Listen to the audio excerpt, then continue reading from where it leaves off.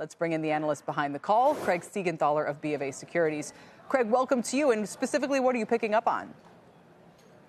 Kelly, thanks for having me on. So I think under the surface, because if you look at the share price, it's down a lot, around 40% from last summer. But outside of that, they've been building up their product offering. So they did an acquisition at Deribit, which expands them into options. They also had a product showcase on December 17th, which many may have missed around the holiday season.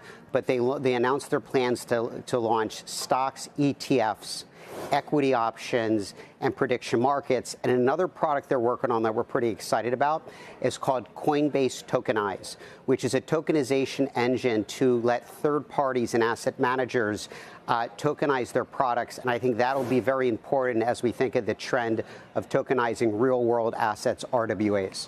And none of this is about Bitcoin.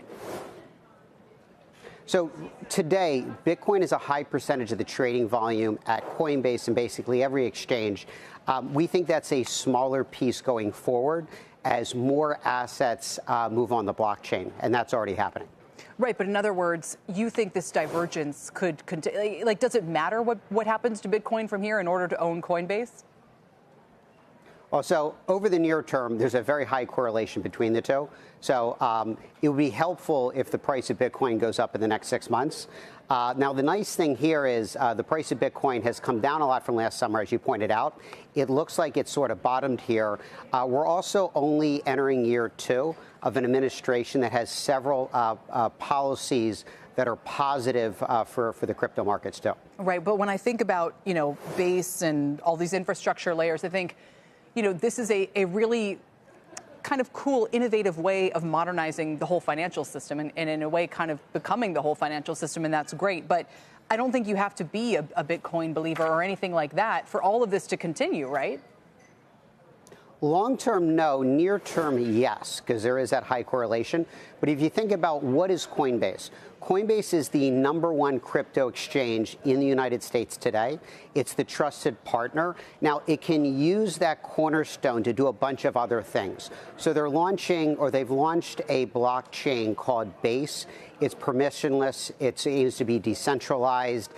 There's a lot they can do there, including launching a native token, which will incentivize companies to join Base, but also could raise billions in dollars of cash for Coinbase. So that's a pretty big thing.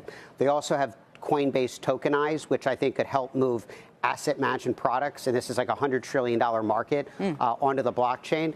And also think about wealth. If you look across the street at the big wirehouses, basically they have almost zero allocated towards Bitcoin and crypto overall today. If that goes higher, you're talking a few percentage points can literally equate to $1 trillion of buying of cryptocurrency. So, when you take a step back, we still think we're a very early innings in this blockchain trend. Yeah. And it's just not all about Bitcoin. But the nice thing here is if you buy Coinbase today, the short interest is up about 2 times over last year. So we view that as a positive sign. Right. And also, long onlys have really yet to buy the stock. The largest 3 shareholders are Vanguard, iShares, State Street. It just went in the S&P 500 last year. They kind of still have to buy it. And also, the valuation has a 20 handle next to it, not a 40 or 50 handle. So you can actually get in at a good entry point today.